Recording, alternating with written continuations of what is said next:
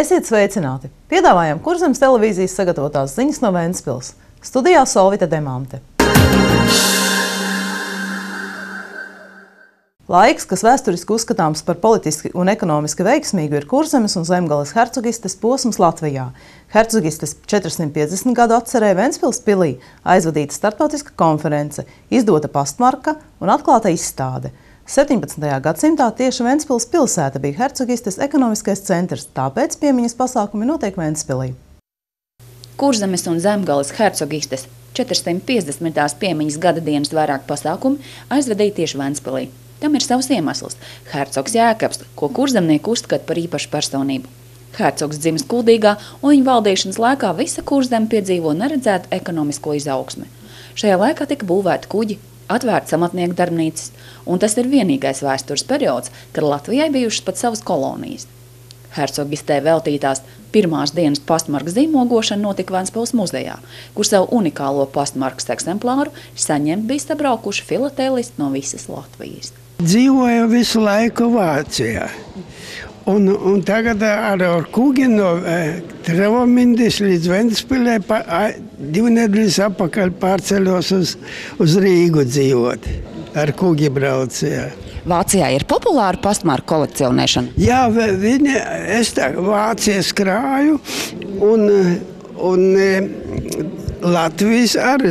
Latvijas man radi sūtīja visu laiku. Jā. Vai tas nav tā sarežģīti izsekot visām pirmās dienas markām? Nav tik traki.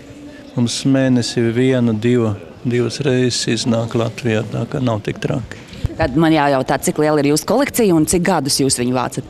No kaut kur 5. 7. klases. Kam sūtīsiet? Savai sievai, savai meitai, sev, šitiem te apkārt. Vai jūs tā darat katru reizi? Dabīgi. Un cik liela ir jūsu kolekcija? Vai jūs varat viņu kaut kā izmērīt naudā, vai svarā, vai albumos? Nevar aizņemt 2 dzīvokļi ar manu kolekciju. Tas nav vienīgais, ko es krāju. Baļnoj človek, kā krīvs teiktu. Pēters gan uzskata, ka jubilejas pastmarkai būtu bijis jāiznāk nevis Ventspilī, bet gan Jelgavā, senāk Mītavā, vai Kuldīgā, Goldingenā, kur hercogs Jēkabs dzimis. Tomēr arī Pēters pastmarku atzīst par skaistu esamu. Kur bija jābūt dzīmogam? Jelgavā, Kuldīgā, tur, kur bija hercogs Jēkabs. Nē, tas ir tevi Mitau, bet viņi bija Jelgavā. Un tad, Lēnu, kā jūs esat ticis pie tās markas un kā patīk? Vispār ļoti krāšņi izskatās. Mums ir viena mākslinieca, kas tā zīmē tikai. Cik viņi ir tuvu, nevar jau teikt neko sliktu, vai ne?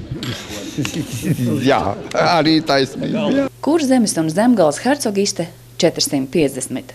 Šo marku veidojas māksliniece Elita Viljama, kas stāsta, ka nu jau pati kļūst par kolekcionāri, jo vāc skaistāko kolēģu mākslinieku veikumu.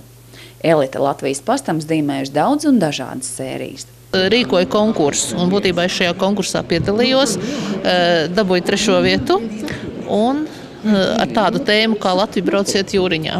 Protams, arī šeit jau kaut kas tam līdzīgs ir. Jā. Un tā no 92. gada es faktiski sadarbojos ar pastu. Kāds ir bijušas tēmas, kuras jūs esat zīmējuši? Heraldika. Tā bija pirmā tēma. Tad, protams, kā kuģi un kuģošana. Tad ir Latvijas dzīvnieki bijuši, astronomija ir bijusi, staburaks ir bijis, diezgan daudz, kas ir bijis. Eiropas markas ir bijušas diezgan daudz. Tā. Jubilejā izdots pastmarkas bloks no 2 markām, kas vienkāršam sūtītājiem izmaksās vairāk par latu. Pirmās dienas aploksnes un zīmogu dizainā ietverts arī burukuģis, atgādinot par hercogistes slavenākā hercoga Jēkaba valdīšanas laikā attīstīto kuģniecību. Uz vienas no markām redzams pats Jēkabs Ketlers, bet uz otras grafs Ernsts Johans Bīrons, kur valdīšanas laikā tika uzcelts pilis Jelgavā un Rundālē. Skaistās pastmarkas varēs iegādāties Latvijas pastnodaļās, to tirāža ir 100 000 eksemplāru. Gonda Porniecina Žodziņš, Kurzemes televīzija. Aizvadīta Erasmus nedēļa, kuras laikā Ventspils augstskolā viesojās pārstāvji no dažādu valstu mācību iestādēm. Viesi iepazina Ventspils augstskolas akadēmisko un administratīvo vidi, kā arī devās ekskursijā pa pilsētu. Galvenais Erasmus nedēļas mērķis ir noslēgt sadarbības līgumus ar ārvalstu augstskolām, nodrošinot studentu apmaiņu. Erasmus nedēļu Ventspils augstskola rīko pirmo reizi. Šeit ieradās 9 valstu augstskolu pārstāvi, kopumā ap 40 cilvēku, gan no akadēmiskās, gan no administratīvās vides. Viesi ļoti augstu vērtēja Ventspils augstskolas piedāvājumu, pilsētas vidi, kas ir draudzīga uzņēmējdarbībai, un bija pārsteigti par zemajām izmaksām studentu dzīvošanai. Piemēram, no Rostokas universitātes pārstāvis teica, viņiem par dzīvošanu ir kopmītnēs 250 līdz 400 eiro jāmaksā. Tajā pašā laikā mūsu studenti arī starptautiskie, kas šeit atbrauc, viņi maksā šos 29 latus, kas ir apmēram 41 eiro, kas ir ļoti liela starpība. Erasmus nedēļas galvenais mērķis ir parādīt Ventspils augstskolu citu valstu augstskolu pārstāvjiem, lai atgriežušies savās mājās viņi mudinātu studentus izvēlēties mācības Ventspilī. Par sevi stāstīt ir ļoti svarīgi, tā saka Liena Liepiņa, jo studenti no ārvalstīm, izvēloties augstskolu Latvijā, priekšroku dodas pirms galvaspilsētai, nemaz nenojaušot, cik lieliskas iespējas sniedz Ventspils augstskola, turklāt par mazākām izmaksām. Viesiem bija iespēja apmeklēt arī kādu no 3 augstskolas fakultātēm. Ļoti daudz bija, protams, uz vadības zinātnes studiju programmu, tā kā ekonomikas pārvaldības fakultātē un informācijas tehnoloģiju fakultātē bija visvairāk interesanti, bet tajā pašā laikā bija arī 6, kas vēlējās ar tulku studiju fakultāti, un šodien arī mēs parakstījām līgumu ar vienu no Turcijas augstskolām, Karabaku universitāti, par tieši apmaiņu tulkošanas studentiem, jo viņiem arī ir šī tulkošanas programma. Mēs bijām vizītē uz biznesa inkubatoru. Tas mums šķita ļoti interesanti. Tā ir laba ideja un iespēja jaunajiem cilvēkiem Ventspilī. Jums ir ļoti jauka pilsēta. Saņemat lielu atbalstu no pašvaldības un uzturat labas attiecības ar vietējiem uzņēmumiem. Mani pat pārņem tāda pozitīva skaudība, jo jums ir vairāk iespējas nekā mums. Šī ir lieliska pilsēta pie jūras un ostas, kur studentiem tiek sniegt iespēja gūt uzņēmējdarbības pieredzi. Tas ir svarīgi. Šīs nedēļas laikā mēs jau noslēdzām līgumu ar Ventspils augstskolu un ceru, ka mūsu studenti būs tikpat ieinteresēti iepazīt Latviju kā es. Arī mēs varētu piedāvāt jums savus koledžas kursus angļu valodā. Man liekas, ka Turcijas un Latvijas izglītības sistēmas ir līdzīgas, ar mazām atšķirībām. Mums augstskolā ir 2 studentu pilsētiņas, jo augstskola ir ļoti liela. Tas, kas mums turkiem ir līdzīgs ar jums latviešiem, ir smaids. Jūs smaidat un mēs smaidam, tāpēc mums būs viegli saprasties. Man patīk latvieši un gribētu aicināt vairāk studentus no Latvijas uz Turciju. Mums jau ir līgumi ar Rīgas augstskolām. Ventspilī neesmu pirmo dienu un ceru, ka varēsim noslēgt līgumu arī ar Ventspils augstskolu. Materiāla tehniskā bāze ir ļoti jauna un moderna, ja salīdzina to ar citām augstskolām. Tas tāpēc, ka jums ir pieejams vairāk finanses. Mēs būtu priecīgi, ja arī Rostokā būtu pieejama šāda materiāla tehniskā bāze. Šādas Erasmus programmas palīdz labāk iepazīt citus cilvēkus un uzzināt vairāk par citām kultūrām. Es šeit tikos ar tulkošanas studiju fakultātes dekāni. Daudz uzzināju no viņas ne tikai par izglītību, bet arī par jūsu kultūras īpatnībām.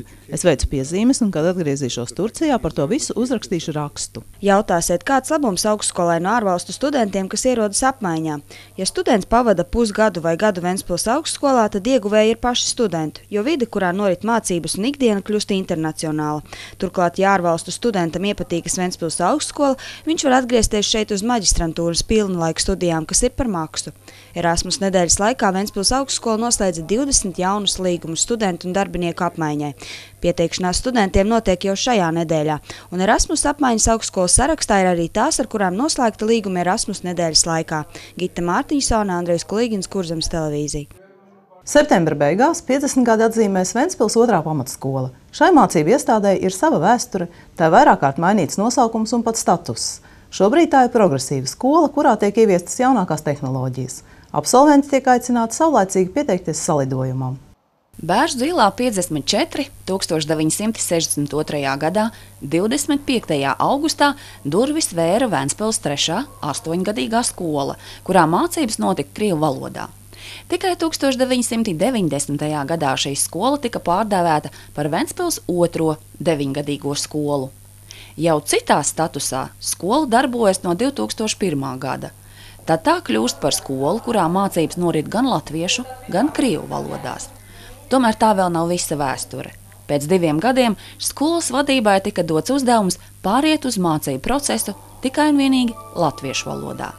Kopš 2002. gada skolai ir arī savs karogs. Skolas karogu zīmēja mākslinieci un kopīgi tika apstiprināts šis dizains, kurā ir redzams pīlādzis, kas simbolizēja augošo pīlāci skolas pagalmā. Vienlaicīgi ar vispār izglītojošās programmas ieviešanu latviešu valodā pēdējo 10 gadu laikā mācību iestādē izdevies ieviest arī vēl 4 programmas speciālajā izglītībā. Viena no tām ir bērnu ar intelektuālas atpalicības pazīmēm apmācība. Speciālas pamatizglītības programmas izdevies realizēt ar Ventspils pašvaldības atbalstu. Priekšrocība ir tā, kad šajās klasītēs bērni, kam dzīves vieta ir Ventspils, viņiem nav jābrauc uz kādu internātu skolu. Šī programma tiek īstenot šeit pat viņu dzīves vietā. Bērni ir ļoti daudz. Tas ir skolotājiem ļoti smags darbs. Strādā speciālās izglītības skolotājs ar bērniem. Protams, ir vajadzīga ļoti liela izturība. Un arī tas, ka tā gatavošanās uz šīm stundām, jo katram bērnam ir vajadzīga individuāla pieeja, un katrs bērns ir atšķirīgs ar savām problēmām. Mācību darbs nekad nav vienmuļš. Tas pilnveidojas ar katru gadu. 2011. gadā 2. pamatskola ieviesa inovatīvu apmācību, kuras mērķis ir ļaut pedagogiem labāk izprast un izmantot mācību darbā mūsdienīgas tehnoloģijas, lai stundu viela būtu interesanta un saprotama skolēnam. Ventspils 2. vidusskola ir viena no 6 pamatskolām, kas Latvijā darbojas kā dabaszinātņu un matemātikas centrs. Mūsu stundas varbūt atšķirās no citām stundām, kā viņa ir centrēta tieši uz bērnu ar domu, ko šajā stundā iemācīsies bērns, nevis ko darīs skolotājs. Tad izejot no tā, tad mēs arī piemeklējam visas tās metodes, tos labākos variantus. Tā kā teica, ka no Ventspils uz Rīgu var aizbraukt pa taisno, bet var arī aplinkust, un tad mēs mēģinām tos taisnākos ceļus meklēt. Jā, līdz šim ir tāds uzskats bijis, ka matemātika ir bijis tāds savs priekšmets, kur ir vien tikai jārēķina, darbības ar skaitļiem, dažādas skaitļošanas prasmes. Tad iesaistoties šajā projektā un strādājot pa jaunam, ir mainījusies pati attieksme pret šo mācību priekšmetu kā tādu. Tas ir kļuvis daudz interesantāks bērniem. Tagad viņi var visu aptaustīt, izdarīt paši. Un to, ko mēs nevaram veikt klasē, tad mēs atkal varam paskatīties video materiālus. Un tad skolēniem fizika vairs nav tas briesmīgais priekšmets, kur mēs tikai rēķinām uzdevumus, iekaļām formulas, bet tiešām fizika ir dzīve. Lai realizētu galveno uzdevumu, kvalitatīva izglītība, pedagogi piedāvā fakultatīvus. Uz skolu tiek aicināti arī vecāki, lai kopā atzīmētu svētkus. Skolā ir savs parlaments, kura priekšsēdis jubilejai gatavo filmu par skolas dzīvi. Ļoti interesanti bija tas, ka uzzināt par skolotājiem, cik viņas ilgi strādā šeit un tā. Tad vēl, kad šajā skolā ir bijis orķestris un vēl, kad viņi ir bijusi tik daudz bērnu šeit, kad ir 2 plūsmās mācījušies. Lai neatklātu noslēpumu, Reinis Kurzemes televīzijai neparādīja pašus smieklīgākos fragmentus. Tie tiek taupīti jubilejas pirmizrādē. Šajās dienās viss tiek gatavots svētkiem, kas notiks nākamnedēļ. Cienījamie bijušie kolēģi, bijušie absolventi, jūs visi tiekat mīļi aicināti uz skolas 50 gadu jubilejas pasākumiem. 29. septembrī 17. skolas sporta zālē notiks svinīgais koncerts. Savu dalību skolas 50 gadu jubilejas svētkos absolventi var pieteikt nosūtot e-pastu 2.pamatskolēt@ventspils.gov.lv. Var arī piezvanīt pa tālruni 636 22 964. Gonda Porniece, Irina Kurgānova, Andrejs Kulīgins, Kurzemes televīzija. Jau oktobrī Ventspilī vecākiem būs iespēja apmeklēt apmācību programmu Bērna emocionālā audzināšana. Tas ir viens no pasākumiem, ko plāno rīkot vecāku biedrība Ģimenes spēks. Vairāk par to un citām biedrības aktivitātēm skatieties nākamajā sižetā. Gada sākumā Ventspilī izveidotā vecāku biedrība Ģimenes spēks pagājušās nedēļas nogalē sarīkoja māmiņu tirdziņu. Ventspilī šāds pasākums notika pirmo reizi. Tas ir dzirdēts, ka citās pilsētās tādi notiek. Mēs zinām, kā Aizkrauklē ir arī tādi māmiņu klubiņš, kuriem tāds pasākums notiek, un arī Rīgā notiek tas lielā Andela Mandela pasākums. Un tad mēs nolēmām, kāpēc tad mums pašiem tāds nevarētu būt. Ķērāmies pie darba. Un šodien veiksmīgi, es domāju, ka diezgan veiksmīgi priekš pirmās reizes ir pieteikušies tirgotāji, un arī pircēji nāk diezgan kuplā skaitā. Tā kā ļoti veiksmīgs pasākums. Māmiņa tirdziņā jebkura mamma varēja piedāvāt citiem vecākiem bērnu apģērbu, apavus, rotaļlietas, arī rokdarbus. Mums darbojas arī labdarības stūrītes, ir ļoti daudz mātes atnestas gan bērnu, gan sieviešu apģērbi, apavi, dažādas rotaļlietas, kuras visas mēs pēc tam nogādāsim krīzes centrā Paspārne. Palīdzēsim krīzes centra māmiņām un bērniem. Šoreiz palīdzība tiks sniegta krīzes centra Paspārne klientiem, bet vecāku biedrība aicina pieteikties arī citas organizācijas un biedrības, ar kurām sadarbība varētu veidoties nākotnē. Šobrīd vecāku biedrība Ģimenes spēks pasākums plāno rīkot jaunajās telpās Vasanīca ielā 9. Beidzot ir tāds priecīgs notikums. Mēs kopā ar psiholoģu Ilutu Neimani, ko mēs sadarbojamies un kur ir mūsu valdes locekla, esam tikuši pie jaunām skaistām telpām, kuras tagad ceram ar māmiņu palīdzību piepildīt ar mēbelēm, un tad mums būs sava vieta, kur tikties un rīkot pasākumus. Mēs gribētu oktobrī uzaicināt pie sevis astroloģi, kura novadītu semināru. Mēs vienojāmies no Rīgas ar astroloģu Līgu Šīroni, ka viņi atbrauks mums un pastāstīs par astroloģiju mazliet arī citā skatījumā. Pirmais seminārs, kas notiks, būs par to, kā labāk saprast savu bērnu, bet no astroloģijas viedokļa. Mēs katrs esam dzimuši savā zvaigznē, savā zvaigznājā, un tad būs iespēja vairāk uzzināt, kāpēc reizēm konflikta situācijas rodas, jo, varbūt zvaigžņu stāvokļi nav īsti un tā tālāk. Par to vairāk Līga stāstīs. Plānojam arī turpināt tikties varbūt vienreiz mēnesī, un būs citas tēmas par māju, par saimniecību, par sievišķību un tā tālāk. Psiholoģija Iluta Neimane no oktobra mēneša piedāvās vecākiem apmācību grupu bērnu emocionāla audzināšana, kur laikā notiks 12 dažādas nodarbības. Katru reizi vecāki saņems izdals materiālus, un vecāki ir laipni aicināti pieteikties uz šo pasākumu.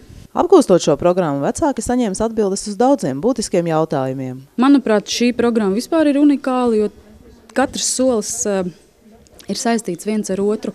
Ja sākotnējais solis ir bērna attīstība un temperaments, par ko mēs iepazīstamies, tad beigās jau aiziet disciplīna, emocijas, empātija, sociālās prasmes un tā tālāk. Līdz ar to tad, vecāki var meklēt atbildes uz jautājumiem, gan par disciplīnu, kāpēc mans bērns uzvedās tā, kāpēc es nesaprotu, piemēram, jo varbūt izrādīties situācija, kad es kā mamma esmu ļoti ātra, mans bērns ir lēns, un tad ir temperamenta nesadarība. Problēmas, kuras nereti vecāki tā īsti neprot atrisināt, var būt visdažādākās, un pareizāk tomēr informāciju meklēt pie speciālistiem. Nodarbībās tiek aplūkots tādas tēmas kā bērna attīstība un temperaments, pozitīva pašvērtējuma veicināšana, emociju pašregulācija, tātad iepazīšanās ar emocijām, ar emociju pasauli, empātijas attīstības veicināšana, tā lai tad spēja iejusties arī citos cilvēkos, notikumos. Koncentrēšanās spēju veicināšana, ļoti svarīgs solis ir valodas spēju attīstīšana, spēles, spēlēšanās. Ļoti bieži sastopamies ar to, kad mēs nemākam spēlēties ar saviem bērniem. Tāpat tās arī bērna ķermeņa kontrolas iepazīšana un kā viņš pret savu ķermeni attiecās un disciplinēšana kā pozitīva metode, nevis ar tādām vardarbīgām metodēm, kā mēs reizēm to darām. Vecāku klubiņa rīkotie semināri nav bezmaksas, bet biedrības biedriem, protams, plānotas atlaides. Savukārt iestāties biedrībā Ģimenes spēks var jebkurš, ne tikai māmiņas, bet arī tēvi un pat vecvecāki. Lai iestātos mūsu klubiņā, jūs varat sazināties ar mums pa e-pasta adresīti. Varat atrast mūsu draugiem.lv, dombiedru grupiņā, varat meklēt arī mani draugos, sazināties ar mums vai caur telefonu. Drīzumā plānojam uztaisīt mājaslapiņu, varēs atrast informāciju par mums. Ja ir vēlme kļūt par biedru, tad ir jāuzraksta iesniegums, jāsamaksā biedra naudiņa, un tad mēs regulāri tiekamies. Pasākumos biedriem plānojam piedāvāt arī atlaides uz semināriem. Tā. Iestāšanās maksa ir 1 lats, arī biedru nauda 1 lats mēnesī. Solvita Demanta, Andrejs Kulīgins, Kurzemes televīzija. Ventspils muzejs jau izveidojies par sava veida kultūras dzīves centru pilsētā. Paralēli dažādām ekspozīcijām te notiek muzejpedagoģijas nodarbības, vēstures otrdienas, konferences, koncerti un pat teātra izrādes. Nesen mazākos ventspilniekus ar mūziklu iestudējumu iepriecināja tikpat mazi aktieri no Talsu novada. Ventspils muzejā Livonijas ordeņa pilī bieži skan bērnu balsis. Šoreiz mazie ventspilnieki baudīja muzikālu uzvedumu, kuru gan iestudējuši Talsu novada bērni, bet tā saistība ar Ventspili ir vistiešākā. Pilī šodien kaut kas tāds, ko varētu attiecināt uz dzejas dienām, jo mums ir tomēr Herberta Dorbes, varētu teikt, memoriālais muzejs Senču putekļi, ar kuru saistībā tad šodien šis pasākums īstenībā ir tapis. Un, ja runājam par Herberta Dorbi, tad ļoti daudz darbu ir rakstīt bērniem, un šodien būs laba izrāde Pelītes mācība. Mēs esam atbraukuši no Talsu novada Pastendes pirmskolas izglītības iestādes Ķipars. Ir atbraukuši 6-7-gadīgi veci bērniņi, grupiņa Mārītes. Mūzikas skolotāja, pirmskolas mūzikas skolotāja, tā ir Ērika Grīva, un grupas skolotājs ir Herberta Dorbes radiniece, arī ir Irita Dorbe, kas ir arī šajā grupiņā strādā, un skolotāja Eva Tauriņa.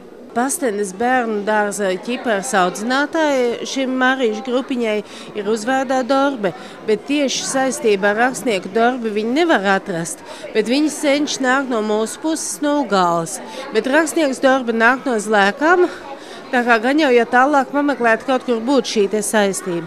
Bet muzikālā audzinātāja Ērika Grīva ir beigusi Ventspils mūzikas vidusskolu.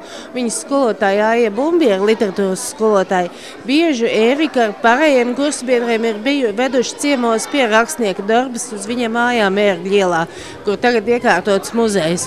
Un tā sanāca, ka šī muzikālā audzinātāja kopā ar bērndārza grupiņas audzinātāju tad beidzot satikās un izdomāja un realizēja šo te sapni, kas viņiem esot bijis jau ilgu gadu garumā, iesudēt rakstnieka Dorbes dzejas uzvedumiņu. Herberta Dorbes šī Pelītes mācība ir mūzikas skolotājs sens sapnis. Tas ir viņai jau lolots 16 gadus, un viņa strādājot ar šīs grupas audzinātājām to varējusi realizēt un īstenot. Jā, es esmu mācījusies Ventspils mūzikas vidusskolā pirms ļoti daudziem gadiem, un arī mani bērni ir mācījušies mūzikas vidusskolā Ventspilī. Mūziku ir komponējuši abi divi māte un dēls. Andris Grīva, kas arī bija mūsu skolas skolnieks. Tā kā es abiem viņiem bijusi skolotāja. Tas, cik labprāt bērni iesaistās dažādās nodarbībās, galvenokārt atkarīgs no pedagoga. Veidojot iestudējumu, jāprot atrast kopēju valodu ar mazajiem aktieriem, jāprot interesēt un aizraut. Vai tas nav sarežģīti?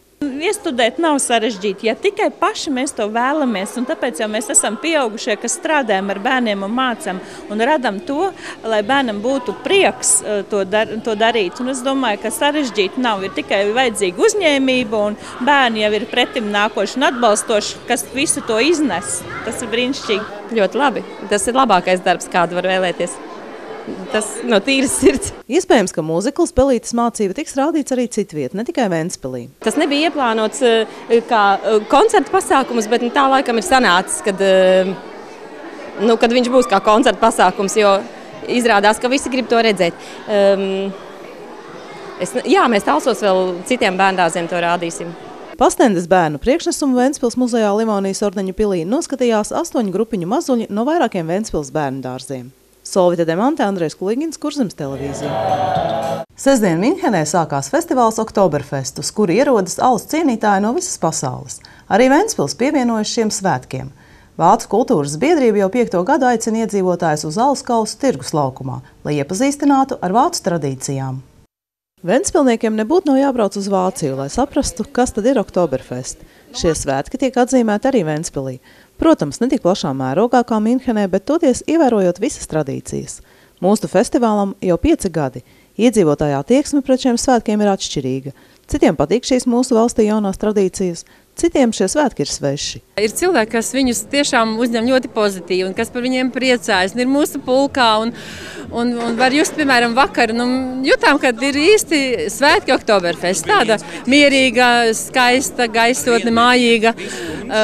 Īpaši, piemēram, ja tev cilvēks pienāk klāt un saka paldies un vēlreiz paldies. Ir, protams, arī šie tā dēvētie skeptiķi un noliedzēji. Kā vienmēr.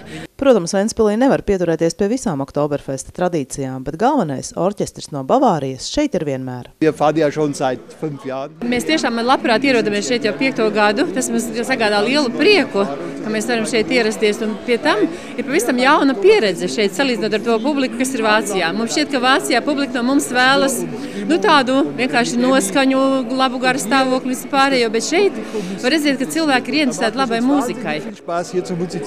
Svarīgākais svētku atribūts alus. Mīnhenē 2 svētku nedēļu laikā tiek patērēti vairāki miljoni litru alus. Ventspilī, protams, nesalīdzināmi mazāk, bet ar alu iestiprinās pat orķestra muzikanti. Tas ir pats par sevi saprotams, ka mums ir jādzer alus, jo alus taču ir arī pārtiks produkts, ar kuru mēs uzņemam gan arī enerģiju, un muzicēt tas nebūtu nav tik vienkārši. Tad alus palīdz mums, tas dod arī mums kalorijas papildus un arī enerģiju. Ventspilī festivāla laikā tirgo Latvijā ražotu alu. No Vācijas to piegādāt ir pārāk sarežģīti. Ja vāciešiem šo svētku laikā svarīgākais ir alus, tad ventspilniekiem tā ir laba mūzika. Mēs tā, iekšpusē pirmo reizi uz koncertu esam, jā, mēs tā. Arī, jā. Kā jums patīk? Ļoti patīk, vispār vācu mūzika patīk un viss, kas patīk no vācu. Šim labi dzied, pat vojuši, jā. Atcerās, ka esot arī tā 41. gads, ka viņi nāca iekšā, esot vecamāte man stāstīja. Tie ir braši zēni, tādā ziņā, jā. Mēs atpaliekam. Ventspils un Vācu pilsētas sadraudzības svētki. Un vienkārši tā, var brīvo laiku, kur pavadīt. Kā jums patīk orķestris? Ļoti labi. Ļoti labi, jā. Oktoberfesta laikā tiek piedāvāti arī tradicionālai vācu ēdieni. Daži no tiem visai līdzīgi latviešu virtuvē iecienītajiem. Protams, arī izklaidējošā programma. Ventspilī Oktoberfest turpinās 2 dienas, savukārt Minhenē 16 dienas. Ginesa rekorda grāmatā Oktoberfests iekļauts kā pasaulē lielākie svētki. Solvita Demante, Taķana Saksagānska, Andrejs Kuligins, Kurzemes televīzija. Olimpiskā centra Ventspils futbola laukumā tika aizvadīta O-kartas čempionāta fināli futbolistiem U12 vecuma grupā. Turnīra saimnieki futbola klubs Ventspils ieņēma godalgoto 3. vietu. O-kartes futbola čempionāts pusgada garumā notiek visā Latvijā. Pirmajā etapā komandas izgāja reģionālo atlasi, un rezultātā finālā izgāja pa 12 komandām katrā vecuma grupā. Protams, ar rezultātu esam apmierināti. Tas ir mūsu gada darba rezultāts. Izturējām Kurzemes reģiona atlasi un no 10 komandām iekļuvām 2 labāko vidū kopā ar Liepājas Metalurgu. Piedalījāmies finālā savā stadionā 3. vieta. Uzskatu, ka tas ir labi. Fināla turnīrā U12 vecuma grupā Ventspilī ieradās komandas no Liepājas, Jelgavas, Smiltenes, Daugavpils, Ogres, Tukuma un 4 klubi no galvaspilsētas. Toni nosaka skaitliski lielākās pilsētas, līdz ar to tur vairāk bērnu nodarbojas ar futbolu. Varam konkurēt, bet ja rezervistu būtu vairāk, tad mēs spēlētu līdzvērtīgāk. Pēc spraigas 3 dienu cīņas 1. vietā ierindojās Liepājas Metalurgs, 2. šitika Rīgas futbola skolas audzēkņi, FK Ventspils bronzas godalga. Cerēju, ka būs augstāk pa 3. vietu, bet kā bija, tā bija. Mēs apmierināti, bet varēja jau būt arī labāk.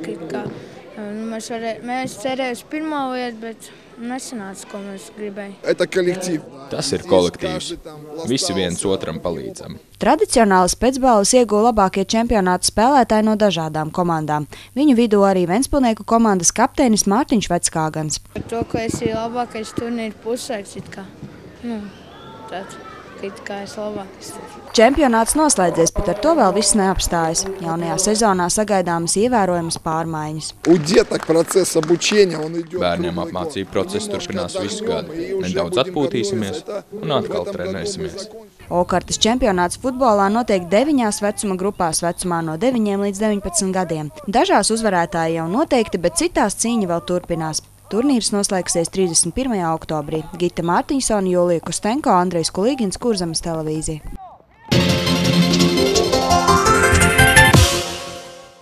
Mēs atrodamies Scandi Motors Hyundai autosalonā, jo Radios Konto saviem klausītājiem atkal dāvina jaunu auto. Šoreiz Hyundai i30. Mēs zvanīsim no Radios Konto studijas un klausīsimies. Ja pirmie vārdi, ar kuriem tu atbildēsi uz šādu zvanu būs mans mīļākais radio ir Radios Konto, tu saņemsi 300 latus un kļūsi par vienu no nevairāk kā 5 pretendentiem uz šo jauno Hyundai i30. Un atceries atslēgas vārdus. Mans mīļākais radio ir Radios Konto. Radio Skondo! Tās bija ziņas Ventspilī. Uz tikšanos!